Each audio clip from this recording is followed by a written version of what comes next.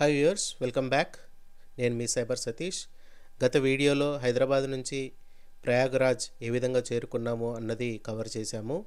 ఈ వీడియోలో ప్రయాగ్రాజ్ నుంచి కాశీ, కాశీ నుంచి హైదరాబాద్ ఏ విధంగా చేరుకున్నామన్నది ఈ వ్లాగ్లో అయితే కవర్ చేయబోతున్నాను. చివరి వరకు చూడండి. ప్రయాగ్రాజ్ వీడియో చూడని వాళ్ళు ఆ వీడియోను చూడండి. ప్రయాగ్రాజ్లో కుంభమేళాను పురస్కరించుకొని పుణ్యస్నానాలు ఆచరించిన తర్వాత అక్కడ ఉన్న అఘోరీల్ని మరియు నాగసాధువుల్ని మరియు కొంతమంది సాధు గురువుల్ని సందర్శించాము. వాళ్ళతో మాట్లాడాము, వారి ఆశీర్వాదం తీసుకున్నాము. అక్కడి నుంచి కాశీ ప్రయాణం అయితే కొనసాగించాము. క్యాబ్లో అయితే కాశీ చేరుకున్నాము. రాత్రికి హరిశ్చంద్ర ఘాట్ దగ్గరలో ఒక సత్రంలో అయితే అకామిడేషన్ తీసుకున్నాము. అదే సత్రంలో 5 రోజులు ఉన్నాము. అంటే టోటల్గా 5 రోజులు కాశీలో అయితే ఉండడం జరిగింది. కాశీలో one of the most attractive places ఏంటి అని అంటే ఘాట్స్. దాదాపు 88 ఘాట్లు ఉన్నాయని చెప్తూ ఉంటారు. ఈ ఘాట్లలో ఒక్కొక్క ఘాట్కి ఒక్కొక్క ప్రత్యేకత ఉంది. ప్రతి ఘాట్కి ఒక పేరు ఉంటుంది. మేము ఉన్నది హరిశ్చంద్ర ఘాట్ దగ్గరలో అకామిడేషన్. ఎర్లీ మార్నింగ్ లేచి గంగలో స్నానం చేశాము. స్నానం చేసి ఈ ఘాట్లలో ఎర్లీ మార్నింగ్ ఎక్స్ప్లోర్ చేయడానికి ముందుకి కొనసాగాము. దాదాపు అన్ని ఘాట్లు వాక్ చేసి చూడడం అయితే జరిగింది. కాశీ చేరిన తర్వాత మొట్టమొదటిగా కాలభైరవ స్వామి ఆలయాన్ని సందర్శించడం జరిగింది.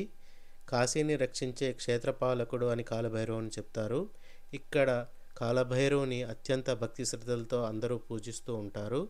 కాలభైరవుని అనుగ్రహం లేకపోతే కాశీలోకి మనం ప్రవేశించలేము అని అంటూ ఉంటారు. కాలభైరవ స్వామిని దర్శించుకున్న తర్వాత కాశీలో ప్రసిద్ధ కాశీ విశ్వనాథ ఆలయాన్ని సందర్శించాము. ఇది 12 జ్యోతిర్లింగాల్లో ఒకటి. ఇక్కడికి భక్తులు అత్యంత భక్తి ప్రవర్తులతో వస్తారు. గంగలో స్నానం చేసి గంగా జలాన్ని తమతో పాటు తీసుకొని వెళ్ళి కాశీ విశ్వనాథుని మీద పోసి నమస్కరిస్తూ ఉంటారు. కుంభమేళ సందర్భంగా ఇక్కడికి భక్తులు చాలా ఎత్తున తరలి వస్తున్నారు. అందుకని ఇక్కడ పెద్ద పెద్ద క్యూస్ అయితే ఏర్పాటు చేయడం జరిగింది. దర్శనానికి దాదాపు 4 గంటల టైం అయితే పట్టింది. తర్వాత రోజున ఎర్లీ మార్నింగ్ వివిధ ఘాట్లు అయితే సందర్శించడం జరిగింది. ఆ ఘాట్లను సందర్శిస్తూనే వారాహి అమ్మవారి ఆలయాన్ని సందర్శించాము. వారాహి అమ్మవారు చాలా పవర్ఫుల్ అమ్మవారుగా చెప్తూ ఉంటారు. ఈమె ఇక్కడి గ్రామదేవత అని చెప్తూ ఉంటారు. ఆది అన్నపూర్ణాదేవి ఆలయాన్ని కూడా సందర్శించాము. అక్కడే ఉన్న ఒక 3000 సంవత్సరాల కిందటి హనుమాన్ మందిర్ ఇక్కడ ఉంది. ఈ హనుమంతుడు బాల హనుమంతుడిగా ఉంటారు. ఆనందంగా నవ్వుతూ ఉంటారు. హనుమంతుని ఎదురుగా అంజనాదేవి విగ్రహం అయితే ఉంటుంది. తన తల్లిని చూసి నవ్వుతూ ఉన్నట్టుగా ఉంటారు హనుమంతుడు. ఈ హనుమంతుడి విగ్రహం ప్రతి సంవత్సరము కొంత సైజ్ పెరుగుతూ ఉంటుందని ఇక్కడ చెప్తూ ఉంటారు. ఇక్కడ మీరు చూడొచ్చు, కాశీలో దర్శనం క్యూ మీరు చూడొచ్చు. చాలా లాంగ్ క్యూ అయితే ఉంది. జనాలు చాలా ఎక్కువ మంది ఉన్నారు. తర్వాత కాశీ విశాలాక్షి అమ్మవారి దర్శనం అయితే చేసుకున్నాము. ఆది అన్నపూర్ణాదేవి మందిరాన్ని కూడా సందర్శించాము. ఘాట్లలో మీరు ఒక ఘాట్ నుంచి ఇంకో ఘాట్కి వెళ్ళాలి అని అంటే బోట్ని అయితే హైర్ చేసుకోవచ్చు. ఈజీ మెథడ్ అనమాట. ట్రాన్స్పోర్టేషన్ చాలా తొందరగా అయిపోతుంది. ఇక్కడ మీరు చూడొచ్చు, వివిధ దేశాల నుంచి వచ్చి హిందూ సాంప్రదాయాన్ని స్వీకరించి హిందువులుగా మారిన అనేక మంది ఫారినర్స్ ఇక్కడ మనకు కనిపిస్తూ ఉంటారు. వారు హిందూ తత్వాన్ని గురించి, హిందూ యొక్క వేదాల గురించి, వాటి గురించి అధ్యయనం చేస్తూ ఉంటారు. వీరు ప్రతి ఒక్కరూ ఒక గైడ్ని అయితే హైర్ చేసుకొని వాళ్ళ ద్వారా అన్ని విషయాలు తెలుసుకుంటూ ఉంటారు. కొంతమంది మెడిటేషన్ అయితే సాధన చేస్తున్నారు ఇక్కడ ఈ ఘాట్ల దగ్గర. ఉదయాన్నే ఇక్కడ చాలా అద్భుతంగా ఉంటుంది. సూర్యోదయం అవుతూ ఉంటుంది. మన ఎదురుగుండా గంగ కనిపిస్తూ ఉంటుంది. చాలా ఆనందంగా, ఆహ్లాదకరంగా ఉంటుంది. మెడిటేషన్ మనల్ని మనం అర్థం చేసుకోవడానికి ఒక మంచి టూల్. మెడిటేషన్ చేసుకునేవాళ్ళు, జపాలు చేసుకునేవాళ్ళు, తర్వాత సూర్యభగవానికి తర్పణాలు ఇచ్చేవాళ్ళు ఇక్కడ మీకు కనిపిస్తూ ఉంటారు. ఇక్కడ కొంతమంది బాబాలు కూడా ఉన్నారు, అఘోరీ బాబాలు. వీళ్ళు అఘోరీ సాధన చేస్తూ ఉంటారు. వీళ్ళకు ఒక గురువు ఉంటారు. మనల్ని మనం తెలుసుకోవాలి అని అంటే మనం ఇలాంటి తీర్థ క్షేత్రాలకి తప్పకుండా వెళ్ళాలి. ఇక్కడే గంగా ఘాట్ దగ్గర లేటే హనుమాన్ మందిర్ ఉంటుంది. లంకా యుద్ధం తర్వాత హనుమంతుడు ఇక్కడికి చేరుకొని ఇక్కడ విశ్రాంతి తీసుకుంటున్నట్టుగా అక్కడ స్థల పురాణం చెప్తుంది. ఇక్కడ జనాలు చాలా ఎక్కువగా ఉండడం వల్ల గుర్రాల మీద పోలీసులు జనాలకి ఇన్స్ట్రక్షన్స్ ఇస్తున్నారు. చాలా జాగ్రత్తగా హై సెక్యూరిటీ మెయింటైన్ చేస్తున్నారు. ప్రతి ఒక్కరిని ఒక క్యూలో పంపిస్తున్నారు. చెప్పాను కదా, దర్శనానికి మటుకు చాలా టైం పడుతుంది. 3 to 4 hours మినిమం పడుతుందన్నమాట.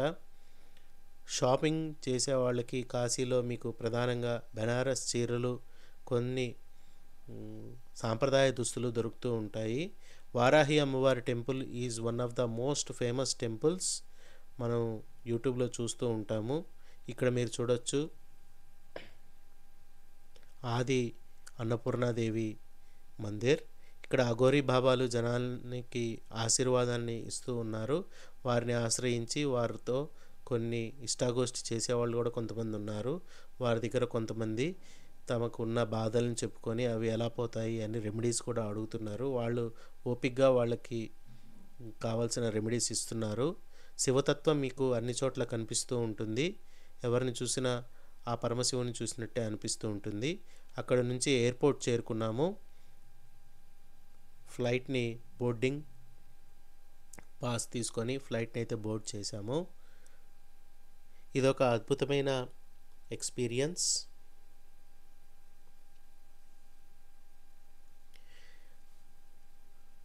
నూట 44 ఏళ్లకి వచ్చే ఈ కుంభమేళాలో పార్టిసిపేట్ చేయడం. నెక్స్ట్ కుంభమేళా 2169లో వస్తుందని చెప్తున్నారు. ఇదొక అద్భుతమైన అవకాశం, అదృష్టంగా భావిస్తున్నాను. సాధువులు, అఘోరీలు, నాగసాధువులతో మాట్లాడడం నాలో కొత్త ఆలోచనలు రేపింది. వారి జీవన శైలి, భక్తి, త్యాగం నిజంగా ఆశ్చర్యకరంగా ఉంది. ఇలా నా ప్రయాణం ముగిసింది. కానీ ఈ అనుభవాలు మాత్రం నా జీవితాంతం గుర్తుండిపోతాయి. మీకు ఈ వ్లాగ్ నచ్చింది అని అనుకుంటున్నాను. నచ్చితే లైక్ చేయండి, మీ ఫ్రెండ్స్తో షేర్ చేయండి. మీరు కూడా ప్రయాగ్రాజ్లో కుంభమేళా అటెండ్ అయ్యారా? అటెండ్ అయితే మీ ఎక్స్పీరియన్స్ ఎలా జరిగింది అన్నది కామెంట్ చేయండి. I hope you enjoyed this video. ఇలాంటి మరిన్ని ఇంట్రెస్టింగ్ వీడియోస్తో మీ ముందుకు వస్తూ ఉంటాను. ఇదొక అద్భుతమైన ప్రయాణం. మీరు కామెంట్ చేయండి. మీకు నచ్చితే మీ ఫ్రెండ్స్తో షేర్ చేయండి, లైక్ చేయండి. మరిన్ని ఇంట్రెస్టింగ్ వీడియోస్తో అయితే మీ ముందుకు వస్తూ ఉంటాను. ఇది ప్రయాగ్రాజ్ నుంచి కాశీ, కాశీ నుంచి Hyderabad travel vlog. Thanks for watching this video. See you with another interesting video. Till then, take care. Bye. మీ cyber Satish signing off. Bye.